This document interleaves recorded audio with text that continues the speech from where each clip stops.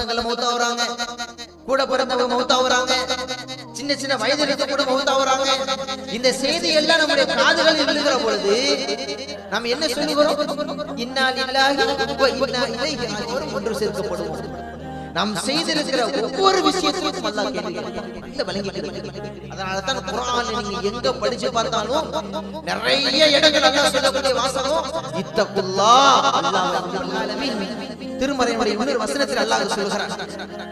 எப்படி சொல்லி காட்டுறான் பாருங்க. நாம் செய்யக்கூடிய ஒவ்வொரு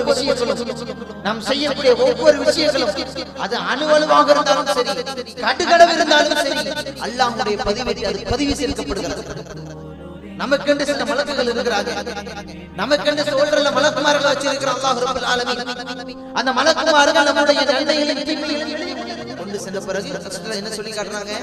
இத்திபாஉ ஜனாயிஸ்.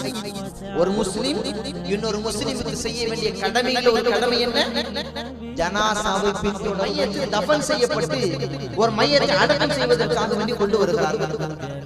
கொண்டு வந்த உடனே அடக்கம் செய்து முடித்த பிறகு பெருமானார் ஸல்லல்லாஹு அலைஹி வஸல்லம் காட்டினாங்க, இஸ்தக்ஃபிரு லி அஹீக்கும். உன்னுடைய சகோதரனுக்கு கேட்கப்படக்கூடிய கேள்வி என்ன? ரலியத்து பில்லாஹி ரப்பன் வ இஸ்லாம் தீனன் வ பி முஹம்மதின் ஸல்லல்லாஹு அலைஹி வஸல்லம்.